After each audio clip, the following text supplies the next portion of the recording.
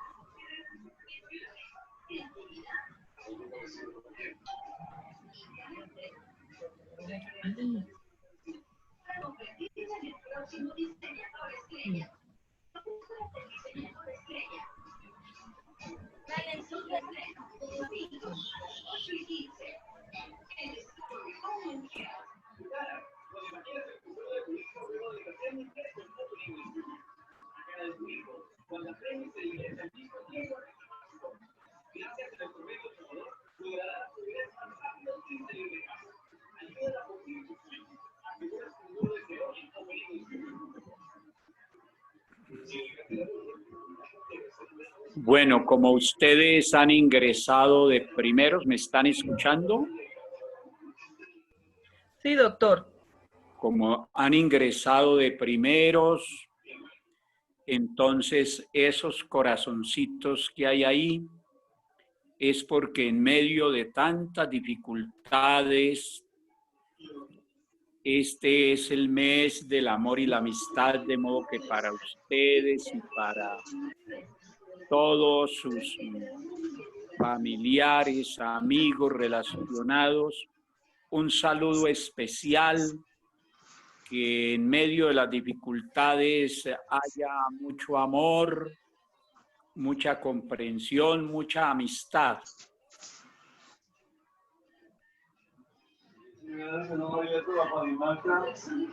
Porque la vamos a servir, yo voy a hacer la papa y... Muchas gracias, profe, por esos bonitos deseos.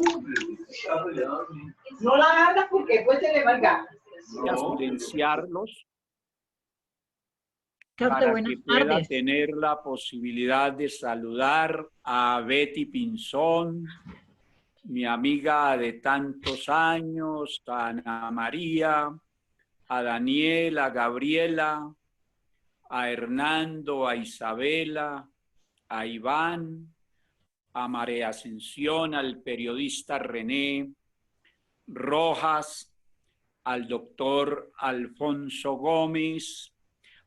El doctor Alfonso Gómez es un personaje muy importante en la rama judicial. Por supuesto que ya se conectó nuestro conferencista, el doctor Germán Bula Escobar, que ya hablaré de él y que tiene para hoy un tema de la mayor importancia y de la mayor vigencia. Ya hablaré un poquitico antes de hacer la introducción. Son las 3:03. Vamos a esperar unos minutos más, unos pocos minutos, mientras se integran un poco más de los invitados. Tengan presente que rescaté el nombre de mesa de opinión porque empezamos estas charlas, estas reflexiones, estos pensamientos en torno de los grandes problemas nacionales e internacionales por este medio a raíz de la pandemia, que no nos permite reunirnos presencialmente como siempre lo hemos hecho por muchos años.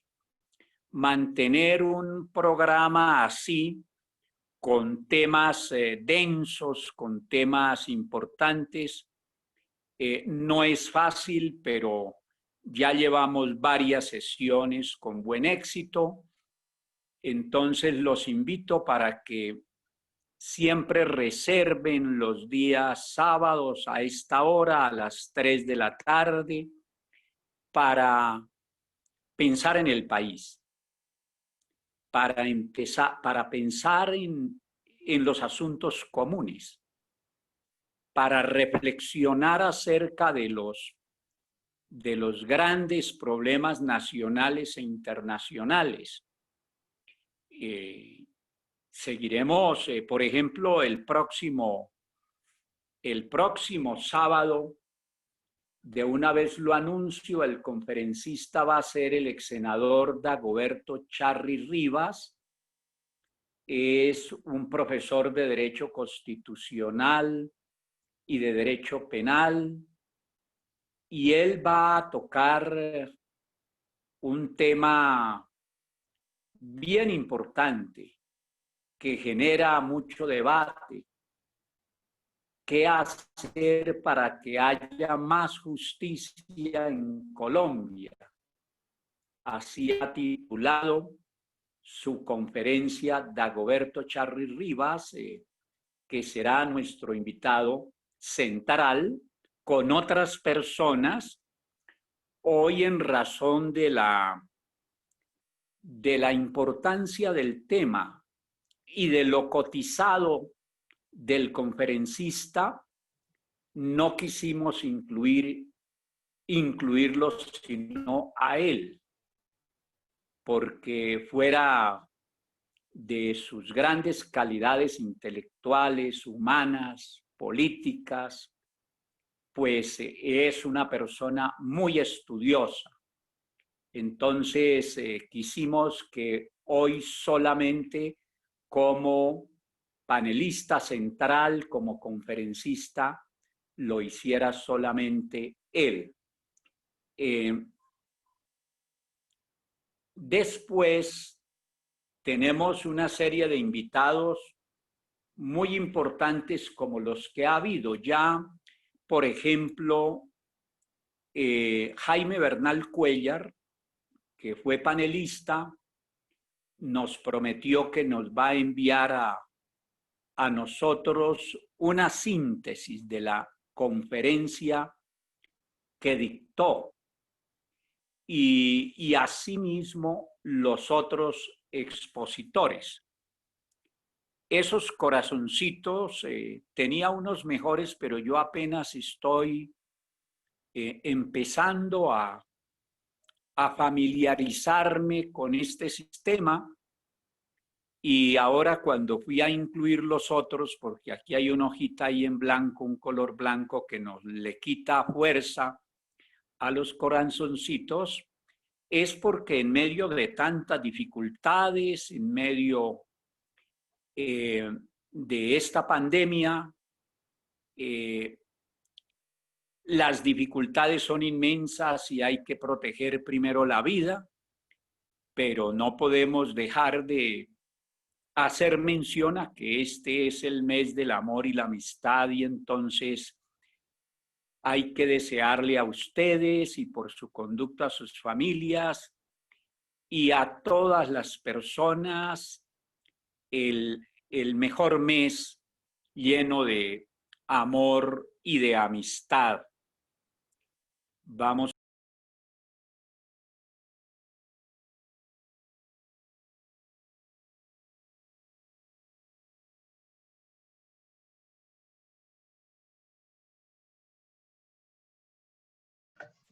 Profesor, se apagó su micrófono. Ok, gracias. Ana María. Parece que es mi única estudiante que ha aceptado esta invitación. La felicito porque va a tener la oportunidad de enriquecerse con la exposición que va a hacer nuestro invitado en el día de hoy. Profesor, muchas gracias, pero ya hay varios compañeros conectados.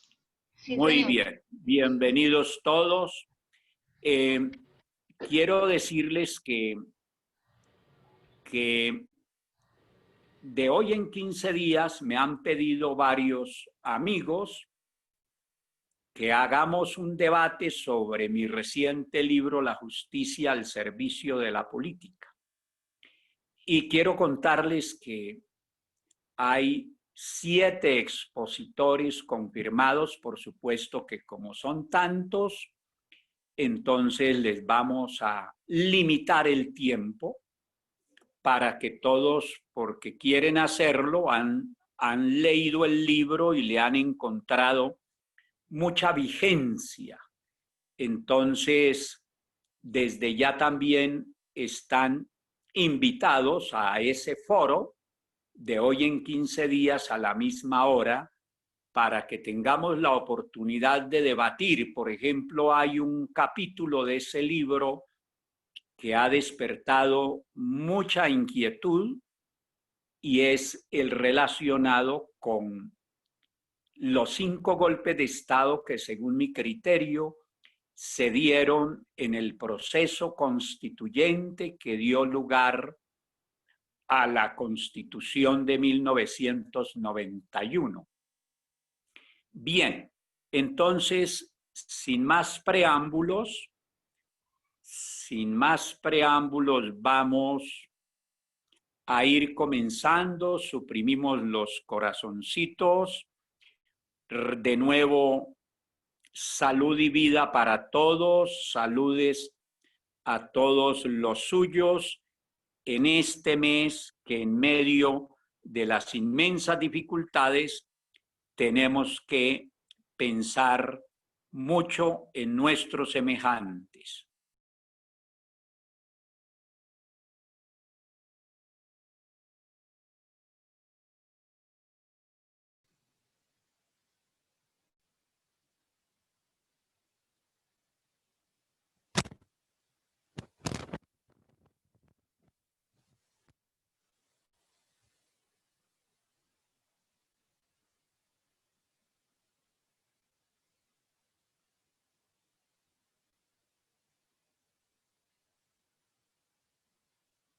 Yo no le había hecho así. Le digo otra vez. Doctor Ricaurte, me place mucho estar aquí. Estoy con mis tesoros más próximos, que es mi hija y mis 2 nietos. Mi yerno está desde otro sitio también mirándolo. Y me imagino que mis hermanos están también mirándolo. Y gozándonos esta maravilla de conferencias y de charlas que usted da.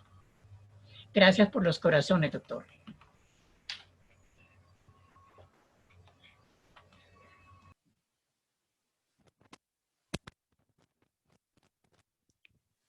Voy a silenciar los micrófonos.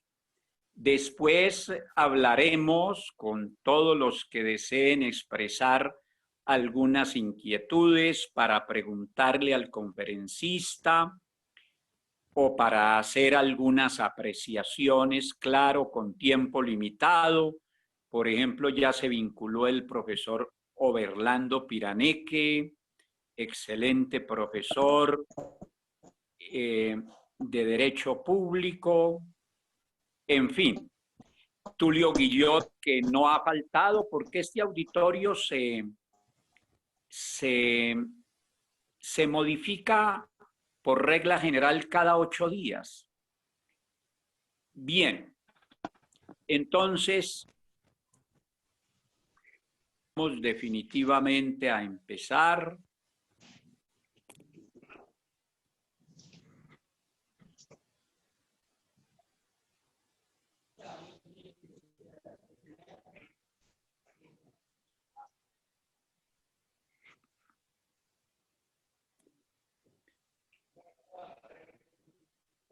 Es que como estoy apenas aprendiendo, pero ahí voy. Muy bien. Les decía, los desafíos globales y un metasistema del Estado-Nación westfaliano. Es el título de esta conferencia. Los desafíos globales son inmensos. El calentamiento global, el equilibrio ecológico, las drogas psicotrópicas, los derechos humanos y tantos otros. No le voy a quitar tiempo al conferencista, sino que quiero decir que son inmensos y que a raíz de la pandemia, me parece a mí, me corregirá el doctor Germán Bula, necesariamente que tendrá que aparecer un nuevo orden mundial. Orden mundial que por regla general siempre ha aparecido después de unos acontecimientos trascendentes para la humanidad. Trascendentes en sentido positivo o en sentido negativo. El tema que va a tratar el doctor Germán Bula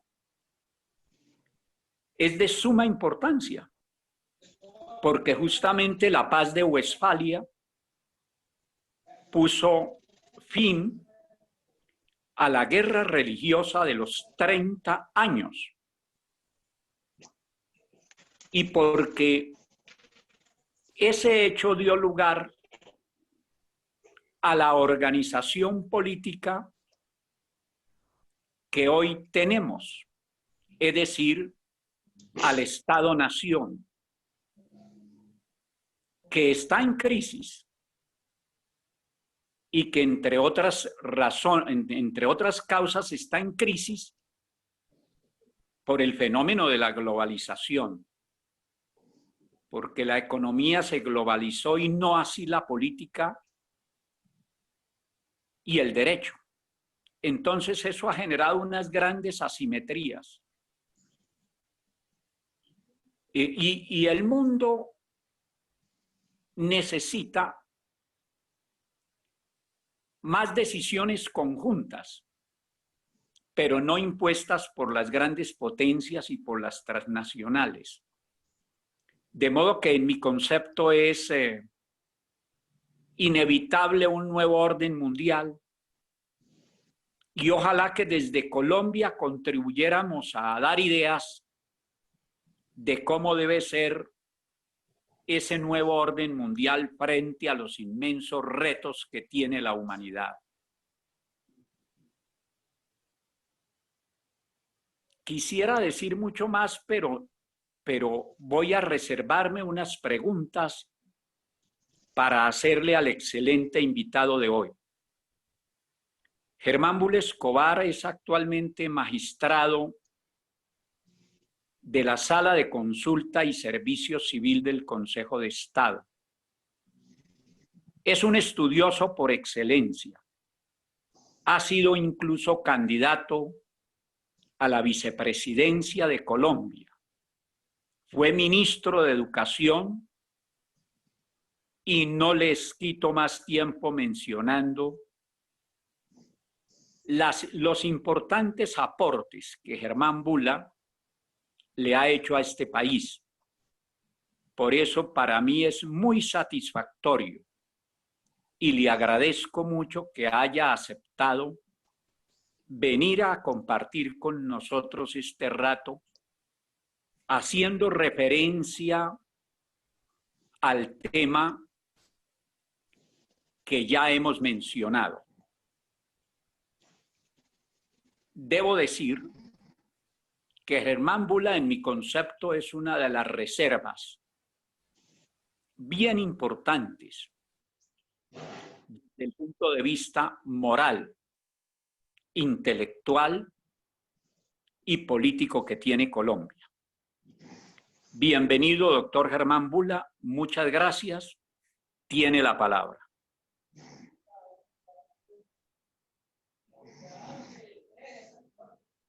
muchas gracias, doctor Ricaurte, a su amable audiencia, por esta gentil invitación y muy amigable presentación. Yo en realidad quiero confesar de entrada que estoy muy interesado en escuchar, porque el tema que quiero presentar se puede decir que es una provocación para la reflexión, y para una reflexión que yo encuentro inacabada en lo que a mí respecta. Es un trabajo en curso, en proceso, y la encuentro además necesitada de el enriquecimiento de la opinión de muchas personas, máxime cuando se trata de un auditorio calificado con el que usted convoca en estas, digamos, amenas reuniones. He tenido la ocasión de disfrutar ya en algún sábado anterior. Entonces, en esas circunstancias comenzaría diciendo que la complejidad es como la clave de los tiempos que vive la humanidad desde hace unas décadas. Con eso me refiero a lo siguiente. La relación entre dos personas es una relación de baja complejidad. La relación entre tres personas aumenta la complejidad. Si ya son 10, la complejidad se va volviendo explosiva. La humanidad vivía, digamos, un mundo simple cuando comunidades aisladas tenían muy poca relación entre sí. En la medida en que las comunidades empiezan a relacionarse entre ellas, las distintas culturas, los continentes, etc., las interacciones van creciendo de una manera inusitada. Si además le agregamos la aparición del telégrafo, del teléfono, la comunicación satelital, y hoy en día todo lo que conocemos en términos de tecnologías de información y comunicación, pues obviamente el cuadro simplista de la humanidad desaparece y aparece entonces, en cambio, un cuadro de interacciones de un tamaño inconmensurable. ¿Cuál es la consecuencia de que esas interacciones entre los seres humanos bajo distintas modalidades esas interacciones hayan crecido de esa manera?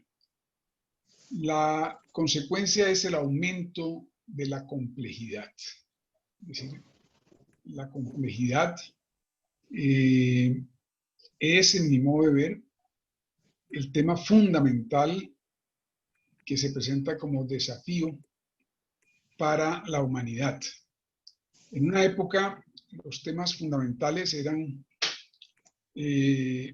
la lluvia, el hambre, el fuego, el manejo del hierro, del vapor, de las telas, de los arados, etc. Pero ese es un asunto que la humanidad básicamente ha resuelto, aun cuando haya una gran desigualdad en el mundo, esos asuntos tienen, digamos, solución. No es ese el asunto en este momento principal. En cambio, la complejidad se ha convertido en el tema, repito, desde hace décadas, al que la humanidad tendría que poner principal atención. De hecho, lo que caracteriza la crisis actual, la crisis pandémica, la pipa que prestó la desocupada, ¿afuera en dónde? La dejé ahí arriba. ¿No está ahí afuera? No, Por no está favor, ahí. por favor. No necesito levantarte, solo que... No, mamita, se quedó allá afuera. Ahí no está. Estoy controlando la liga si lo cogió. Ok. Doctor Germán, usted active su micrófono, yo silencio los... Ok, mientras bueno, termine la entonces, conferencia, mantenerlos silenciados.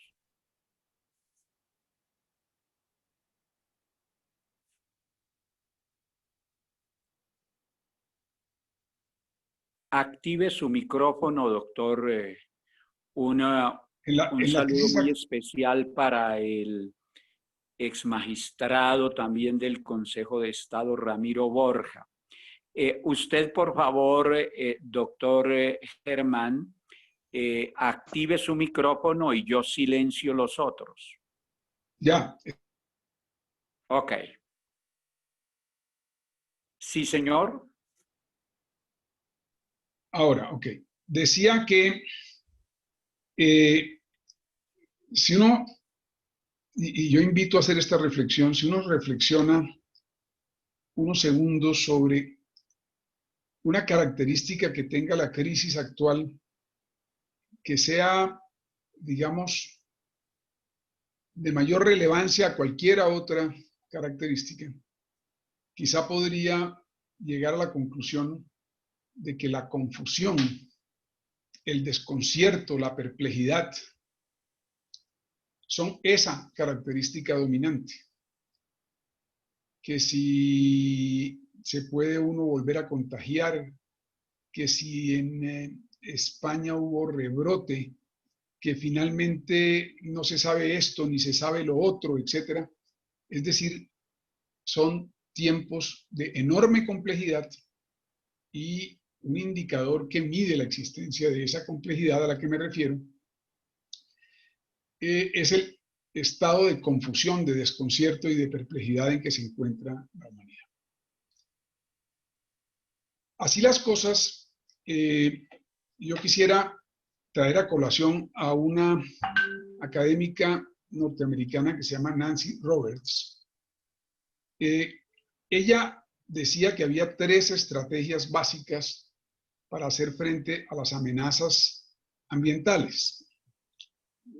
Creo que antes de la pandemia y aún durante la pandemia y después de la pandemia, tal vez la fuente de complejidad más preocupante para la humanidad en general, digamos hablando de grandes números, es el tema medioambiental. A muchas personas les preocupa el armamento nuclear, a muchas personas le preocupan las migraciones, el narcotráfico, etc. Pero la más generalizada de las preocupaciones quizá es la preocupación medioambiental. Por eso me apoyo en la reflexión de Nancy Roberts para plantear el asunto de cómo se enfrenta la complejidad. Entonces, la complejidad relativa al medio ambiente, dice Nancy Roberts, admite 3 tipos de enfoque. El enfoque jerárquico es una estrategia que implica autoridad gubernamental, autoridad científica y autoridad tecnológica, capacidad de planificación y regulación, y un marco institucional poderoso que asegure el cumplimiento de los mandatos y de los reglamentos. ¿De qué dependería el éxito de una estrategia jerárquica? Pues dependería de la debilidad o fortaleza de las instituciones que dictan la gobernanza mundial.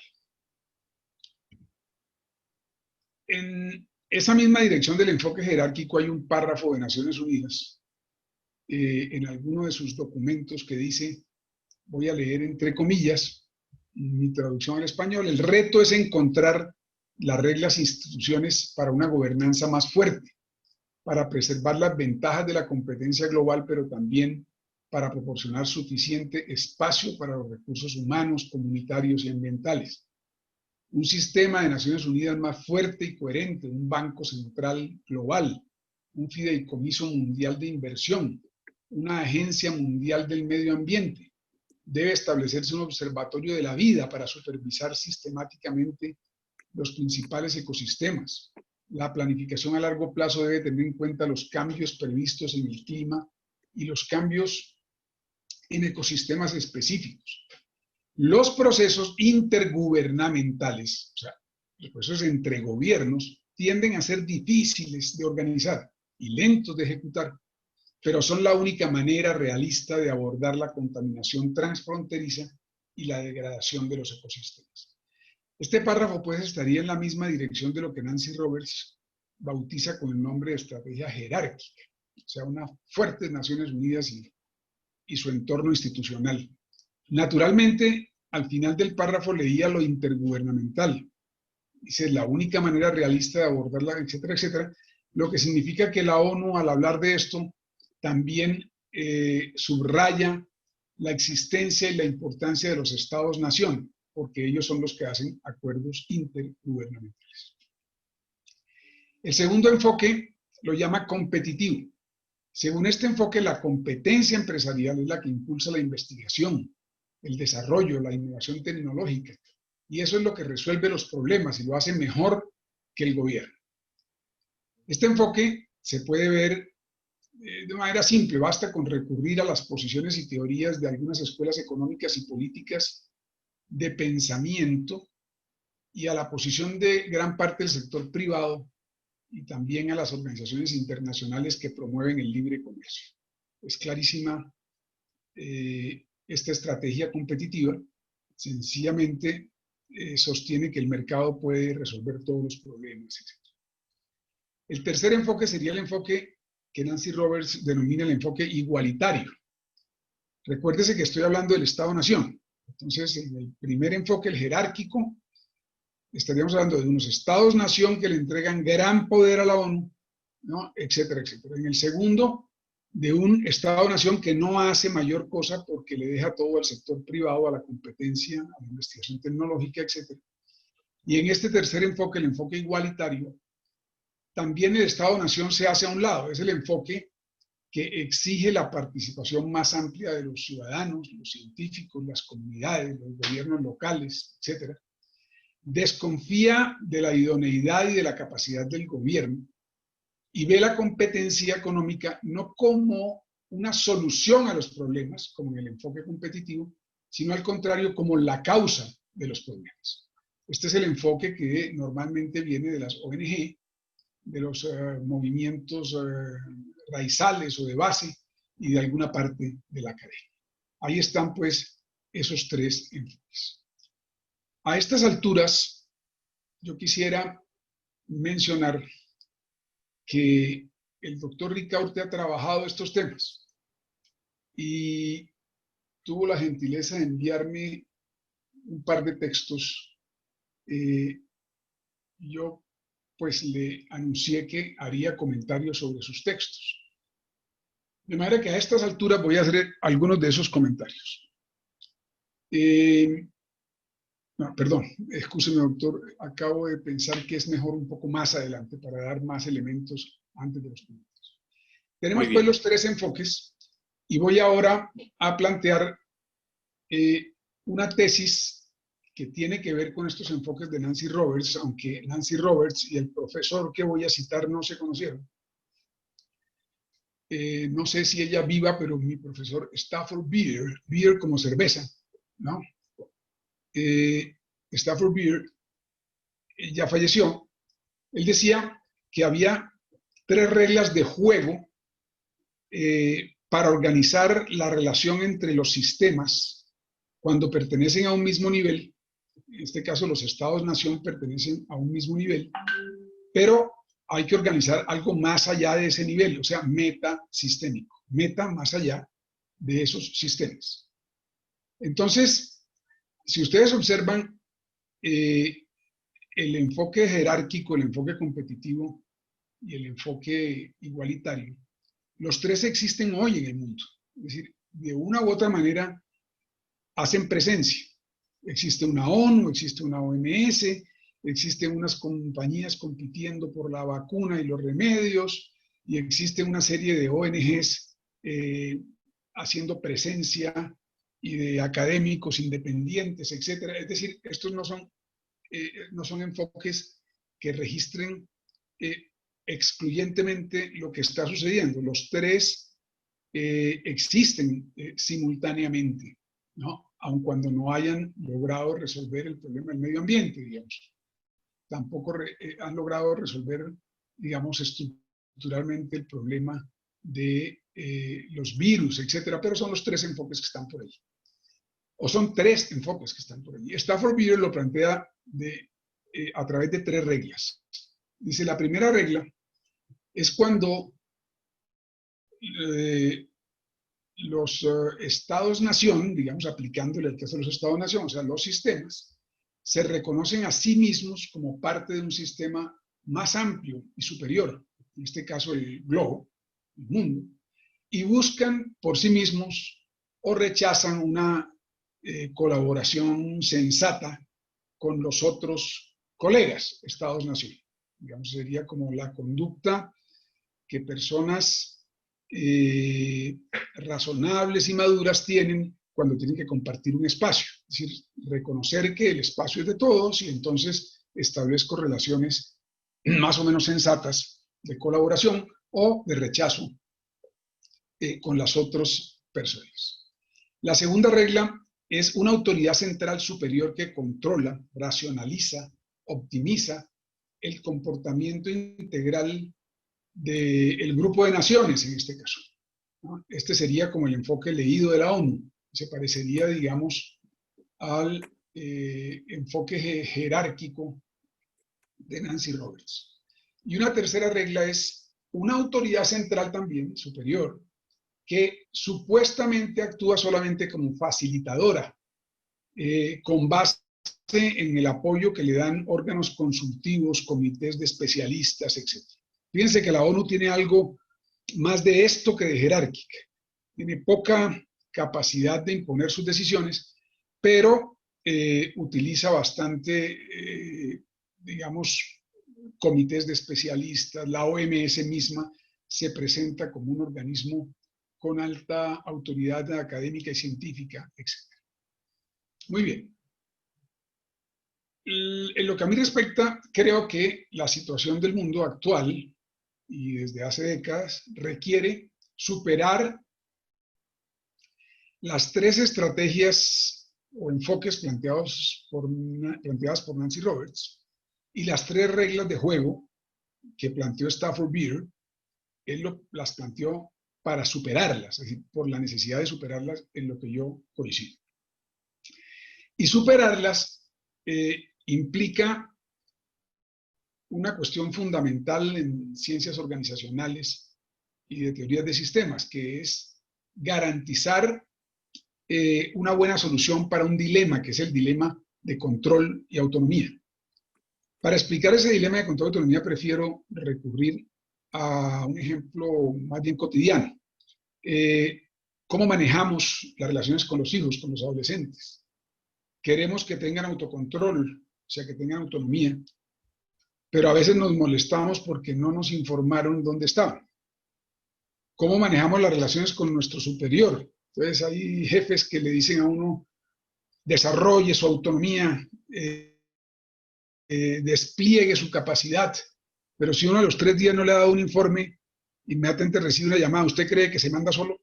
¿No? ¿Dónde están los informes? ¿Qué es lo que usted está haciendo? Etcétera. Es decir, hay un dilema, hay una tensión entre autonomía y control.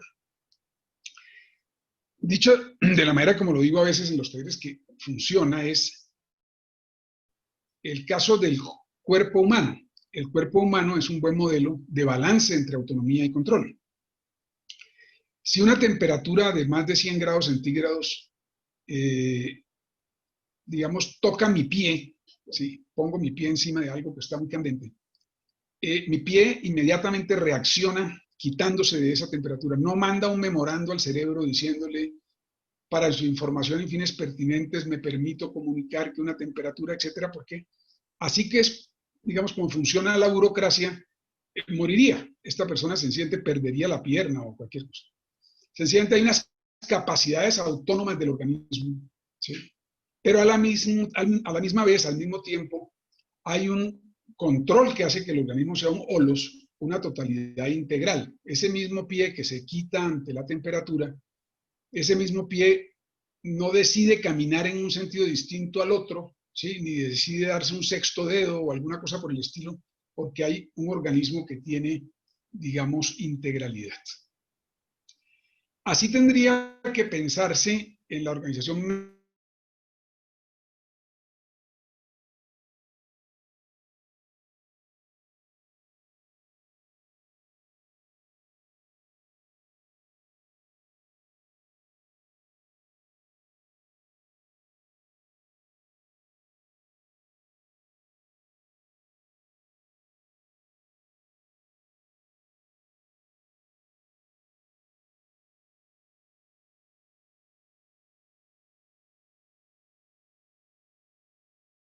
¿sí?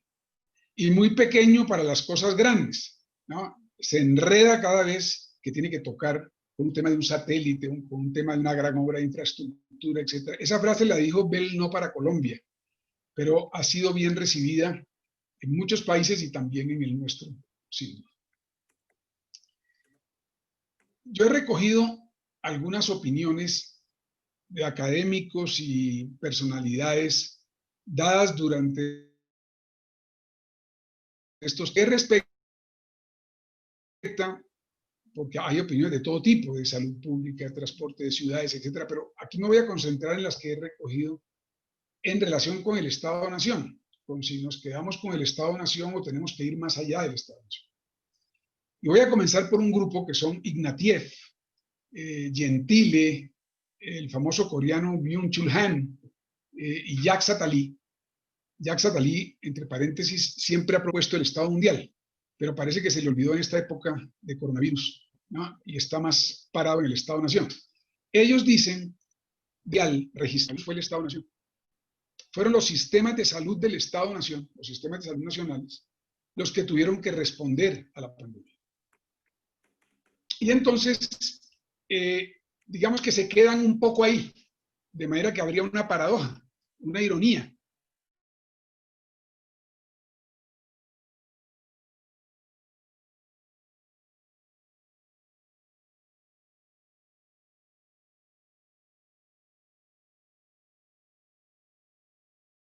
Y es que evidentemente no podía ser de otra manera. Es decir, si no hay sino sistemas de salud nacionales, pues ¿quién iba a responder?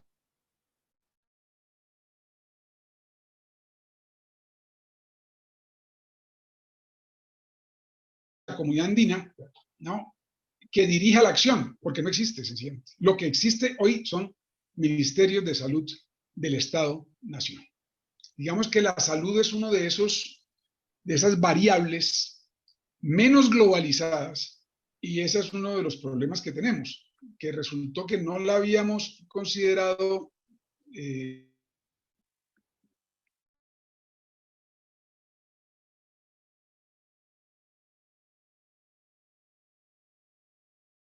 las fronteras de los Estados-Nación no necesitan visa ni pasaporte. 6 mujeres jefes de Estado fueron ampliamente elogiadas por su papel en el manejo inicial de la crisis pandémica.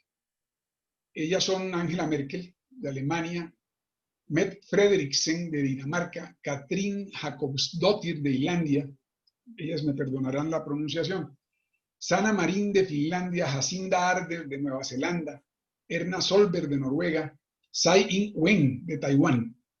Estas 6 mujeres que estuvieron en todos los chats, yo creo que la mayoría de las personas que están hoy escuchando estas palabras debieron ver el asunto, tuvieron reconocimientos por su manejo de la pandemia, pero reconocimientos en tanto jefes de Estado-Nación.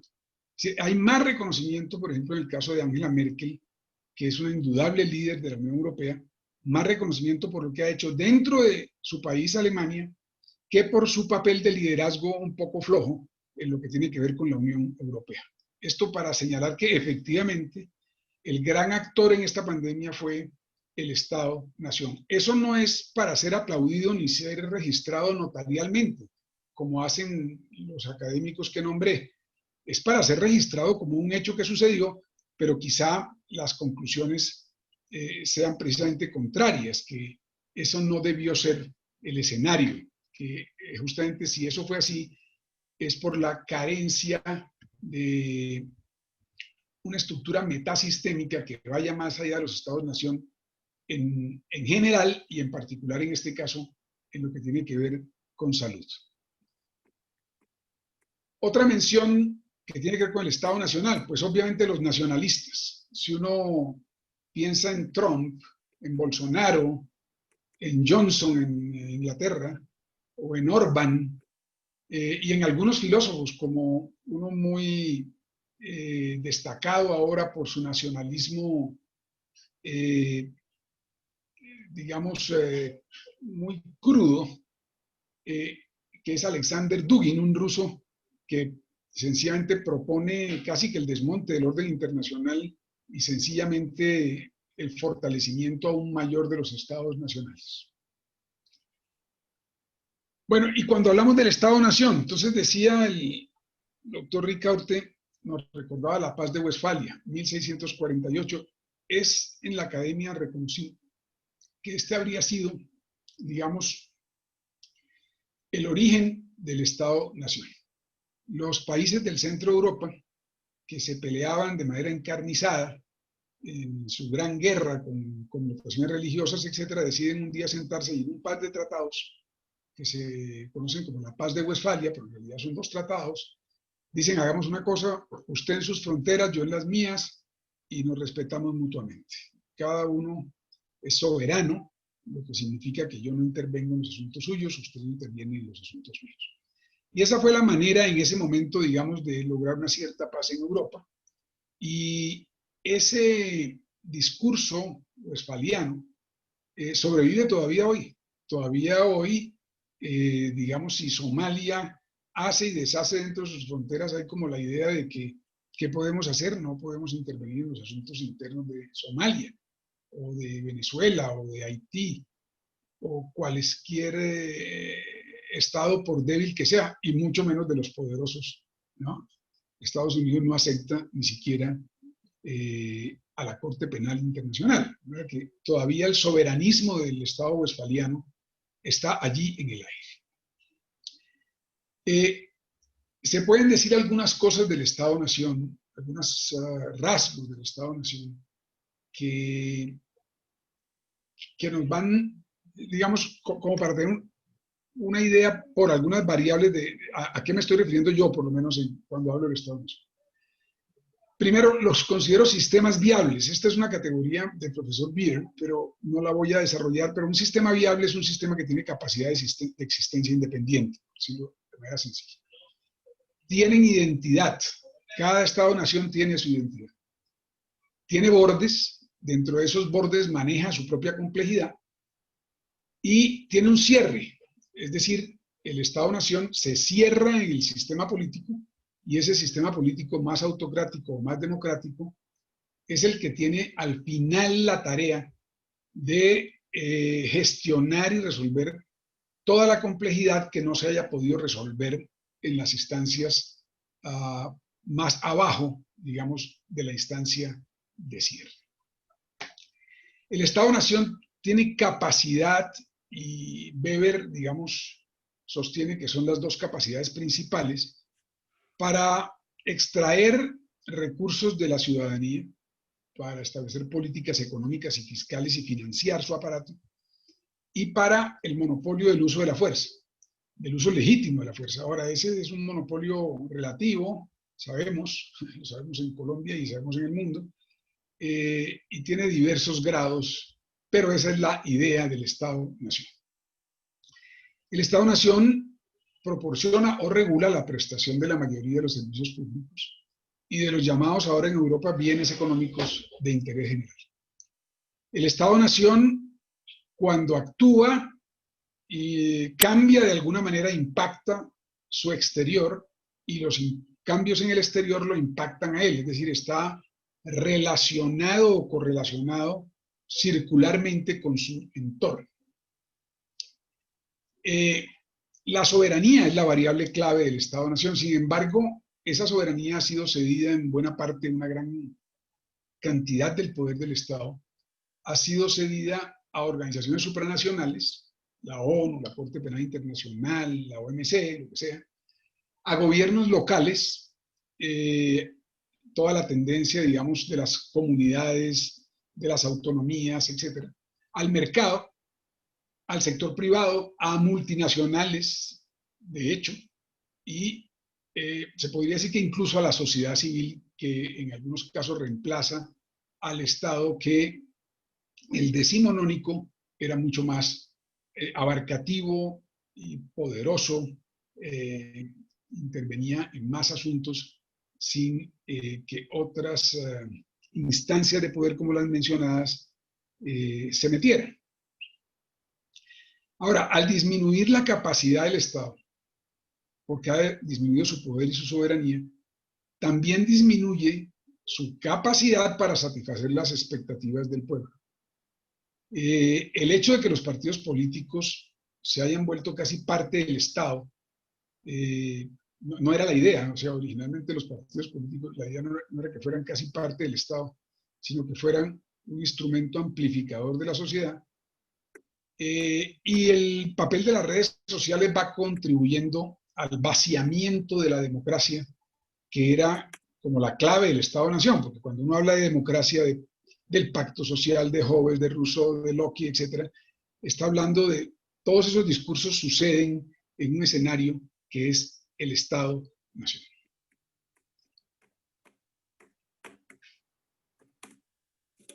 Bueno, el Estado-Nación, por último, es, digamos, ultraestable. ¿A qué me refiero?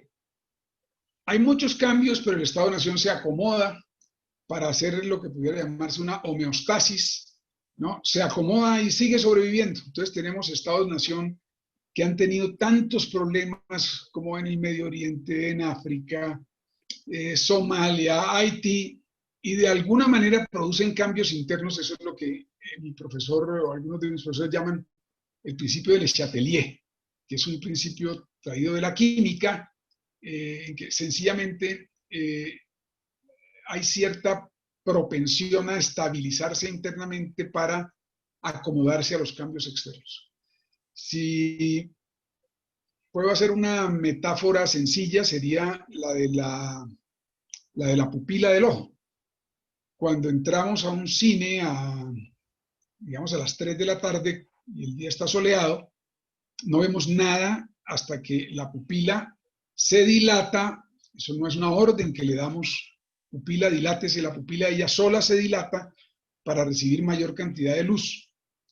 Y cuando salimos de ese mismo cine a las 5 de la tarde, de la oscuridad, y supongamos que todavía el sol está esplendente, la primera reacción es a cerrar un poco los ojos mientras la pupila ella se cierra para dejar pasar menos luz. Eso sería como homeostático. Homeos de igual y estasis de estado. Entonces, tienden los organismos a reaccionar internamente para equilibrarse ante los cambios externos y continuar su camino. Esa es una característica del Estado-Nación. Y una gran diversidad y asimetría. Tanto es Estado-Nación, para efectos de la teoría política, Estados Unidos, como es Estado-Nación Haití, como es Estado-Nación Somalia. Y obviamente es muy extraño cuando uno habla del Estado-Nación y uno habla del Estado-Nación y se da cuenta que está hablando de tratar de asignarle características a cosas tan distintas como Haití, los Estados Unidos, Somalia, China, etc.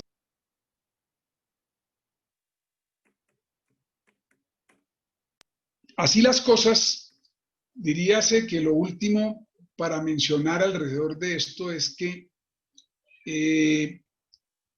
entre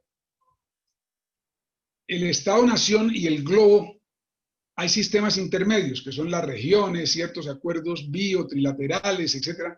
Pero lo cierto es que el paisaje metasistémico, el paisaje de organización más allá del Estado-Nación, es problemático, desordenado, y en mi modo de ver está en el centro del debate contemporáneo. Y es por eso que estoy estudiándolo y propongo estas reflexiones. ¿Qué se ha dicho como propuestas para superar este asunto? Y después de dicho esto, iré sobre el texto del doctor Ricaurte. Hay una escuela que dice más Estado-Nación, sencillamente. Menos globalismo y multilateralismo. Ahí está claramente quizá reflejado Trump, ¿no? Al que lo que le preocupa es no darle dinero a la OMS o lo que sea, ¿no? Ya le había quitado a Estados Unidos en alguna ocasión el dinero a la UNESCO. Es decir, hay una tendencia a afincarse y afianzar el Estado-nación. Ese enfoque desdeña la necesidad de construir un metasistema que permita observar, estudiar y actuar sobre los desafíos de carácter global. Una segunda estrategia sería avanzar con el globalismo y el multilateralismo, mejorar las instituciones multilaterales y regionales actuales, o sea, mejorar la ONU, la OMS, la UNESCO, la Unión Europea, la Comunidad Andina, etc. Este sería como sigamos adelante con lo que tenemos, pero hagámoslo mejor. Una tercera es la promoción de las regiones supraestatales, tomando como ejemplo la Unión Europea, que es la más avanzada y que pasó y está pasando por un momento crítico en este momento porque su respuesta en materia de COVID no pareció la más adecuada. Hubo resentimientos en Italia y en España, por lo que advirtieron como una falta de solidaridad de la Unión Europea con sus difíciles situaciones. Entonces tenemos esa tercera. La cuarta sería una que se ha denominado la estrategia de la gobernanza de múltiples partes interesadas. Se basa en el papel de las ONGs y de los actores no gubernamentales, que supuestamente podrían en este momento ser una importante solución para los problemas de índole global. Yo aquí creo que eso es bastante ilusorio, porque sea que uno quiera o que no, digamos desgraciadamente, como dice algún académico, la responsabilidad para establecer la regulación y la creación de metasistemas al Estado-Nación está en manos de los propios Estados-Nación. Es decir, ahí tenemos un círculo, digamos, relativamente círculo vicioso. Recae en los gobiernos esa responsabilidad, y eso hace que los temas de política, de ciudadanía y de democracia sigan siendo centrales en relación con las decisiones que haya de tomarse